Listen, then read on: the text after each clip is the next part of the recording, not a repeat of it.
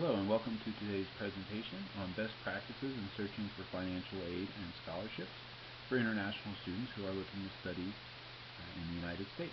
My name is Jacob Eavis. I'm an International Admissions Coordinator with the Center for International Education at Northern Arizona University. I'd like to thank you for joining me for today's presentation. I hope that you find it informative as we move through it. If you have any questions, feel free to email me at my email address, jacob.eavis@nau.edu. You can connect with me on Skype at JacobNAUInternational, or you can always visit our website at nau.edu/CIE for more information. With that, I'd like to go ahead and get started. Today what we're going to be covering are some best practices in looking for scholarships. We'll be covering three main areas: the process of applying for scholarships or financial aid, as some call it, how to go about searching for scholarships and financial aid, and then some tips for students as they navigate the scholarship application process. So first we're going to talk about the process of applying for any particular or given scholarship or financial aid for an international student looking to study in the United States. We're going to be looking at the application, supporting documents, or that which you will need to submit along with the application, and then the decisions and award processes for the scholarships or financial aid that you are applying for. So a few things about the application for a scholarship or financial aid. First is to know before you go. It's good to know the process that you are going to be going through for each and every scholarship or financial aid award that you apply for. You want to make sure that you're giving what is required of you, but you also don't want to be spending all of your time on one particular application. There's a lot of scholarships out there available for international students, and you want to make sure that you apply for as many as possible. So it's good to know the process of each application, what needs to go into it, and how much time and consideration each one needs from you as the student. Along with this is to know the requirements for the applications that you're filling out. You don't want to be giving too little or too much information. Too little information and you risk not being eligible for the scholarship or financial aid award that you're applying for. But if you give too much information, it can be burdensome for the application committee and could bog down your particular application, losing the applicant in the material. So it's good to stick right on the requirements for each application as you fill it out. And they probably will vary, so it's good to make a list of the requirements for each one so that you know you're giving the right information for the right scholarship. And finally, it's good to know the outcome. What it is that you're going to get out of your time and effort for applying for a particular scholarship or financial aid award. Each one probably will vary, and you'll want to know how much money is going to be awarded, the time frame it will be awarded in, and any extra considerations that the scholarship may require from you as the applicant or the awardee.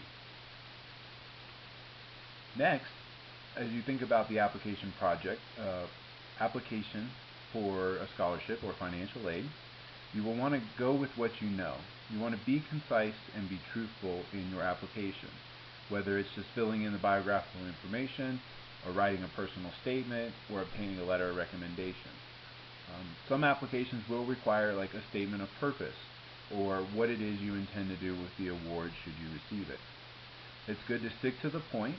Personal narratives or stories are always welcomed as long as they apply, but you want to make sure that you are answering the questions that are asked of you or giving appropriate information for the prompts.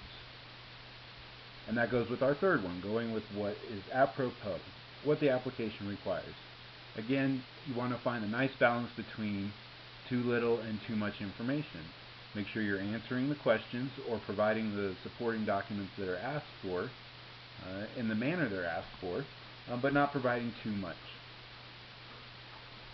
And with these two things, it's always good to ask because time is money for everyone involved. You want to make sure you're getting the best out of it that you can, as well as the application committee. So it's good to ask questions often and make sure that you're following the procedure correctly. In terms of supporting documents, most applications will require more than just you filling out the application for the scholarship. Many applications require the top four that you see here: a letter of recommendation, a personal statement or essay, grades, and usually they're looking for good grades, and then an admission to a university. Letters of recommendation are usually typical for most scholarships. They're also typical for a lot of the application processes for admission. So it's good to look into both of those and see if you need those beforehand, as it can take some time to get the letters of recommendation from your teachers or your supervisors, co-workers, friends, or family. The next item on the list, personal statements or essays, are very popular with scholarship applications. They want to make sure that they're awarding the scholarship or the financial waiver award to a person who deserves it, and this is your time to shine. So again, you want to be clear and concise about answering the prompt if there are any, and making sure that you are following the instructions for the application. Almost all scholarships will require you to submit some sort of grades or transcripts, as many scholarships are based, if not solely, in part on your GPA, as calculated on a 4-point scale, which is the most common in the United States. And then finally is admission. Most scholarships want to know that you've been admitted to a university. This is especially true for those that are those scholarships that are being awarded by the university to which you've gained admission. But this is also common amongst private foundation scholarships or other types of scholarships not being awarded directly by the school. They want to know where they can send the award and that you have already gained admission once you've applied for their scholarship. And then a couple of good things to have in your back pocket, as they can be required, is a statement of need, which can be found with the common application or can be submitted individually, just showing that financially you have a need for the scholarship that you're applying for. And the other one is test results. These aren't always asked for, but sometimes they are. So you want to make sure you find out if they're required so that you can secure the proper results or take the test that you may need. So next we're going to look at the decision and the award process. It's really good for you to keep track of the time frames. Not all scholarships will have the same deadlines or the same amount of time between submission of an application and the receiving of the award or receiving the decision for the scholarship. So it's good that you know that. It's also good to track the amount that you're applying for. Most often students are applying for a few different scholarships of different amounts, and you want to make sure you know where you stand with each one in terms of the money that you could possibly be receiving. And finally, it's good to know the decision date. Again, these can vary from scholarship to scholarship, and you want to make sure that you know when they're going to be released so that you're not having to always email and ask if a decision has been made, and so that you can plan the rest of your application process, whether it be for admission to universities or for other scholarships.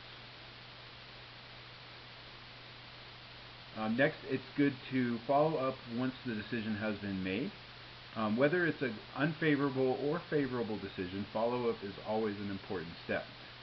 You may be sending a thank you note to the award committee, or if you have received an unfavorable decision, asking if there can be an appeal on that unfavorable decision. Not always, but sometimes there is an appeal process should you not be awarded a scholarship or financial aid amount that you apply for. So it's good to ask and see if that is something that you can do. And then I would recommend going ahead and submitting your appeal. Now, in terms of the awards, once they come out, you might think that you'd be done once you receive your letter of award or the money, but there may be some processes in place that you need to provide information for to the award body, depending on who it is that's giving you the scholarship. So two things to be aware of are the process for the award, how you go about receiving your money, whether it's going to be a check cut directly to you that you can then deposit in your bank account, or, which is more common, the money will be sent directly to your school and applied to your student account or your student bills. But it's good to ask so that you know how to go about receiving the award money so that you're ready for it and it's not being held up on your end. So next we're going to look at the search for scholarships. And we have three main sources of scholarships: schools, governments, and the internet. Now I'm sure there's a lot of other sources of scholarships out there, but these are the three main ones that we're going to be covering today. So let's go ahead and take a look at schools first. Now these would be, most of the time you'll be applying for admission to a university. At the time of admission, it is good to inquire if there are scholarship opportunities, especially if that school requires a second application for the scholarship. Now some schools, like Northern Arizona University, may have an automatic scholarship process, whereby once you apply for admission, you're automatically in the pool in consideration for a scholarship. But this isn't always the case, so you want to make sure you ask so that you know if you need to send in any other documents besides what you've already submitted for your application. Or you may be required to submit two sets of documents, one set for the application and one set for the scholarship. So again, it's good to ask as many questions as you can up front before you get started on the process. Now there are some considerations for international students to keep in mind. Many of these deal with the language that you use when talking about scholarships and financial aid. And again, I'll just reiterate, it's always best to ask as many questions as you can up front and throughout the process to make sure you're providing what is required of you so that you have a successful outcome. The first thing you will want to check with awards and scholarships being provided through schools is the residency requirement. Most schools have two classifications. A student is either a resident or a non-resident, and this is usually for tuition purposes. Now at Northern Arizona University, the definition works like this. A student who is a resident of the state of Arizona. Any others who reside either in the other 49 states of the United States or outside of the United States, like you, the international student, will be classified as non-residents. Now non-resident does not always mean international. Now at NAU, they are included within that category. But that may not always be the case, so it's good to inquire as to your student status or student classification in terms of scholarships and financial awards. Next, you'll also want to check the admission requirements. At NAU, our scholarships do not apply to students who are taking ESL first. They would need to apply for the scholarship once they have completed the ESL program. And other schools may have other requirements like this, so you want to make sure you check to make sure you're eligible for the scholarships you're applying for. It's no use to you to put in the extra work to apply for something that you're not eligible for in the first place. The next thing to check is if your school is international friendly. Now, a lot of schools in the United States are very interested in attracting international students to their campuses. And to do this, they will set up scholarships or financial aid awards to attract those students that they want on their campus. So it's good to check if there are specific scholarships for international students. And when we get to a few slides later, I'll show you some examples of that. And the reason that universities set these up, is my final reason, is they're seeking global citizens. They want domestic students mixing with international students because research has shown that it makes them a better student when they enter the job market. It also provides unique experiences for all students involved on campus. And so their scholarships are designed to attract those students which they feel will affect positively their student body. And one point of clarification that I would like to touch on, again, this is an issue of language. Most students are familiar with the term financial aid. In the United States, when we use the term financial aid, most often universities will think of the federal financial aid, or FAFSA, which is only for international students. So it's good to clarify this in your inquiries regarding scholarships to whichever university you're applying to, or whatever university awarding body you're applying to make note that you are an international student and are looking to apply for those scholarships which you're eligible for. So just one thing to be aware of, if you say financial aid, you may get an answer that says only U.S. citizens are required. So you'll want to clarify that you in fact mean scholarships for which you're eligible. So So here's some examples I told you I'd show you of scholarships that Northern Arizona University is offering, and just to show you how varied they can be. So you'll see here that we have 6 different scholarships, and these are all for international students. And you'll see the note there is that school websites are the best place to start because usually these are advertised on the school's website. The first one we have is our new International Student Scholarship. As I mentioned before, this scholarship only requires that you apply for admission. So there's no separate application for this one. And the award is generally based on your previous GPA, whether that is in high school or at a previous college or university. The second one that we have here is our Continuing International Student Tuition Scholarship. Now this one is interesting because you can only apply for it after you've attended 1 semester in NAU. So this really is to attract students who have been admitted and would like to stay at the university. And there may be other awards like this at other schools, which is why I mention it. Ones that don't apply until after you've been at the school for a set amount of time. These are usually set in place to retain international students. The third one we have here is our Indonesian Student Scholarship.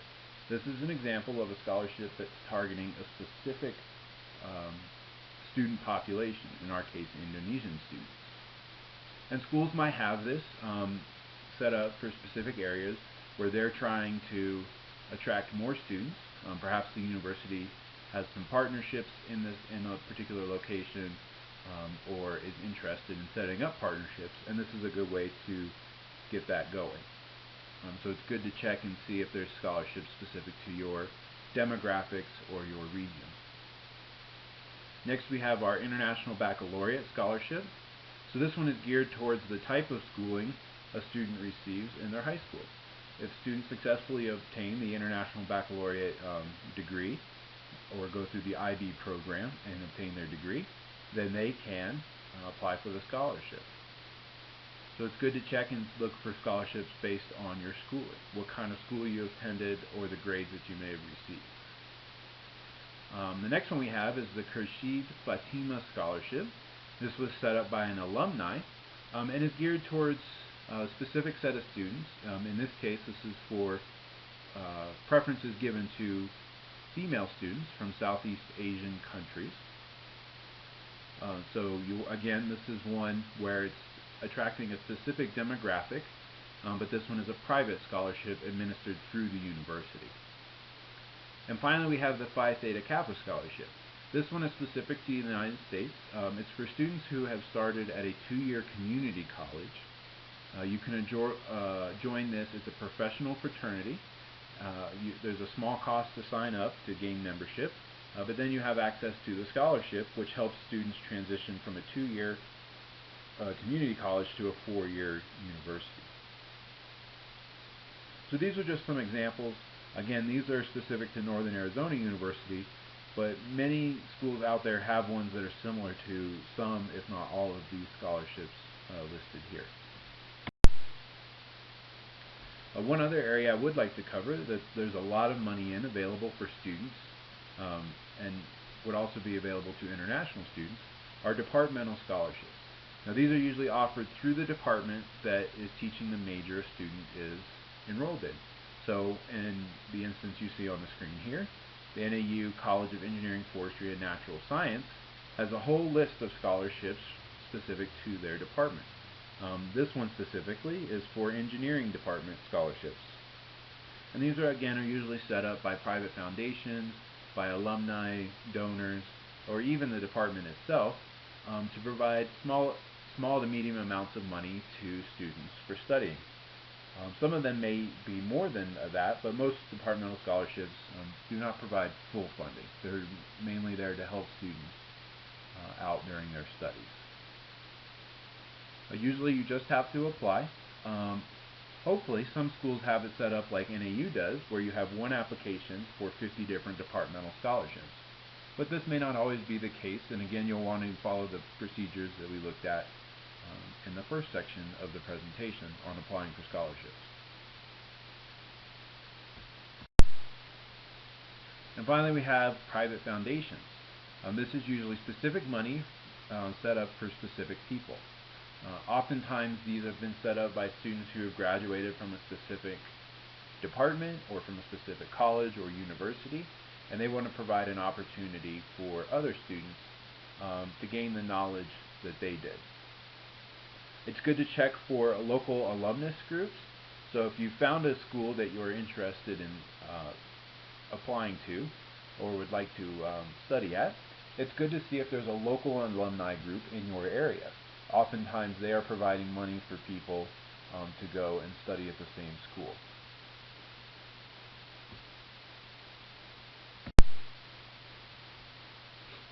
So the next source that we're going to be looking at are governments and the scholarships and financial awards, aid awards that governments will provide. The first thing that we usually recommend is that students contact a local Education USA office. If you have not already done this as you're looking to apply to schools in the United States and apply for scholarships, I highly recommend that you do. They generally are able to provide more accurate and more localized information than an admissions counselor or coordinator such as myself would be able to. They really are there to help represent you, the student, as you look for schools in the United States. They're not biased towards any specific school, and their sole purpose is really to help students prepare for the adventure of studying at a university in the United States. And they also have a great social media presence, so I find out if they have a Facebook page or a listserv that you can sign up for to get emails, because universities like NAU will provide them with the information about scholarship opportunities or new majors that are available, things like that, that they'll then send out to their list. So it's good to get involved with your local Education USA process as you're moving through the application process, both for admission and scholarships.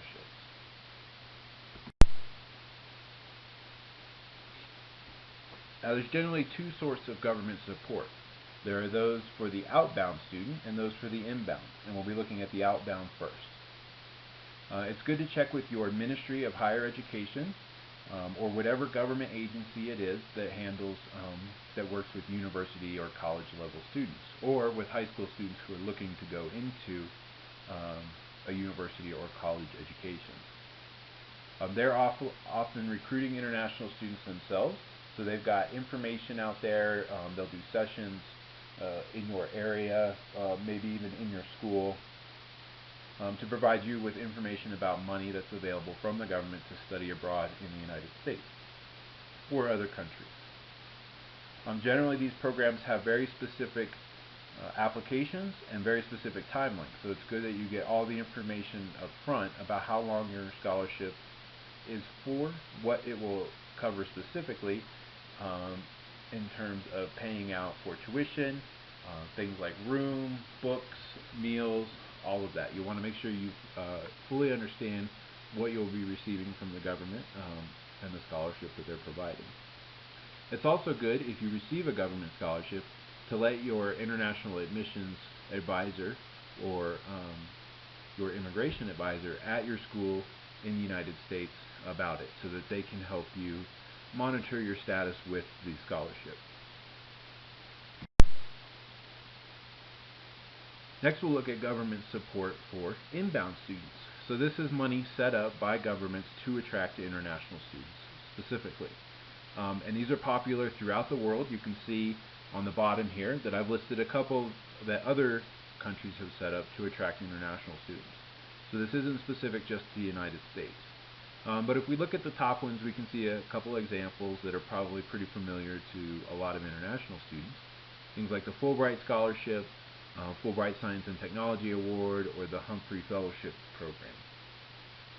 Again, these are government monies set up to attract international students. So it's good to check both with your government and with the U.S. State Department or your local Education USA office about government support for you to travel abroad and study. And one thing to keep in mind with all government applications is to start early. The applications can be long and the wait times can be just as long, if not longer. So again, it's good to start the process early and understand the full process before you get started.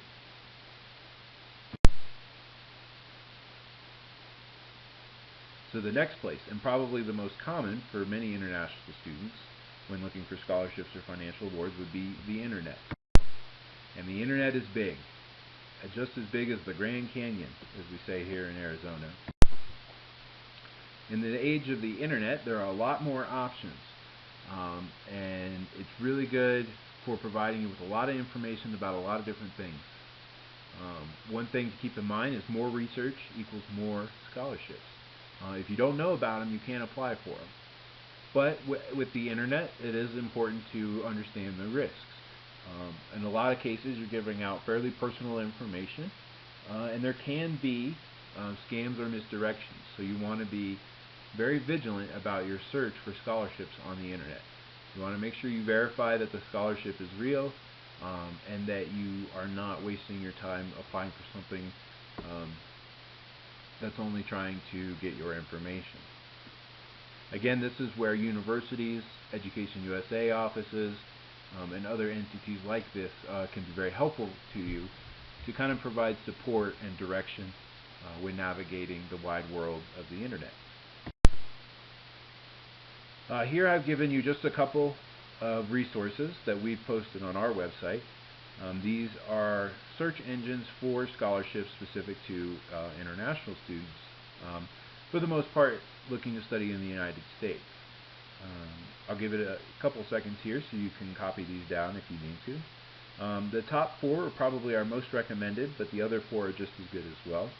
Again, the more research you put into these, the better is going to be for you. Now, some will provide you with a little bit of information about scholarships and then ask you to sign up. Some are free, some do cost money. Again, you just want to make sure that you're vigilant about what it is you're applying for and who you're giving your information out to. We also have these posted on our website. You can always check with the international office at whichever university you're applying for to see if they also have a list of recommended scholarship websites. These search engines are good, especially if you haven't been able to find enough funding through the university that you're applying to support your studies. So those are the main sources that we've identified as places for students to look for scholarship. Now I'd just like to offer a few thoughts about the whole scholarship and financial aid award process for you before we end the presentation. Remember, it's a common saying in the United States that time is money, but time is also time for international students. There's a lot of scholarships out there. There's a lot of options in terms of schools to apply for, the amount of money that's available. So you want to make sure you manage your time effectively. And that way, when the awards start to come in, you'll feel good about the amount of effort you've put in compared to the money you've received. In this vein, it's good to understand your needs and your desires, and to understand that they're not always the same. You know, it's also good to set up a budget, as my third point here says. Now, most of you might think that, oh, mom and dad will, be paying for it, or the family will be paying for it, and the scholarships are just to help out. But I do recommend that as students, you get involved in the budget process. Once you start attending university, have moved away from home, these budgeting skills will go a long way to help you to be a successful student. So when you're looking at your scholarship process, I would look at it as one part of the whole of your university experience budget. And you really do need to be present as part of your scholarship search. It's easy for review committees, and I can attest to this from personal experience, to know when it is a student is writing a personal statement and when it is someone else is writing it, or that the student wasn't paying full attention to the process when they were doing it. So again, you want to make sure that you manage your time effectively so that you can really give your all to each application that you submit. And just remember that the scholarship process can be demanding, but that you should be as well. It's okay to be outgoing and to know what you want, and to convey that to those that you are working with when applying for scholarships. And one thing to remember is that diversity does count. There are a lot of scholarships, so it is good to shop around. Make sure you're finding one that fits what you need out of your scholarship search, so that you're not putting everything into one scholarship that you may or may not get. If you spread the need around a little bit and rely on several different scholarships, generally students find that they're more successful. Whereas if you apply for only one scholarship and don't get it, you may find that you can't obtain the education you were looking for. Because every dollar does matter when you're talking about your university experience. You want to make sure that you're looking for scholarships that fit you as a student. You don't want to be applying for scholarships that don't apply to you, or two, scholarships that aren't going to fit your needs, both as a student and as someone seeking financial aid. It's good if you can stand out amongst the other applicants for the scholarship. Plus, it'll make the application process easier and hopefully more fun for you if you're applying for scholarships that really fit you as a unique person. And finally, and I mentioned this before, look for schools that want diversity. Most oftentimes, there's an incentive in the form of a scholarship or financial aid award. So definitely do your research on that. And if it's a good for the school, or the reason you want to do that is because if it's good for the school, it's great for the student.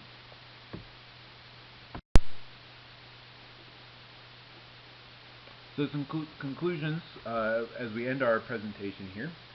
There are definitely scholarships out there for international students, so I encourage you to research, look for the scholarships, and make sure that you're applying for as many as you can, and that you're following the process as efficiently as possible so that in the end you're a successful applicant for your scholarships.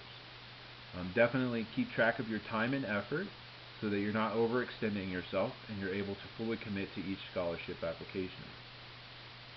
It's good to always apply. If you think you have a chance of winning the award, definitely apply.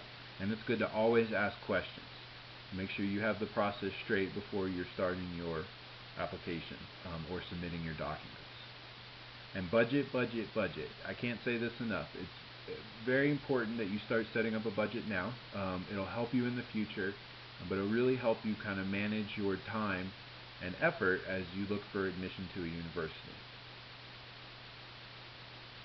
And again, it's good to seek out information on local scholarships. And to this end, I generally recommend the Education USA office nearest you. If you go on to the internet, go to the Education USA website. They have a search function so that you can find a center that's nearest you. And with that, I'd like to end the presentation. I thank you for joining me in today as we looked at the best practices in searching for financial aid and scholarships. I hope that it was informative to you. And again, if you have any questions, please feel free to contact me. My name is Jacob Eavis. I work at the Center for International Education at Northern Arizona University. And I wish you all a great and wonderful day.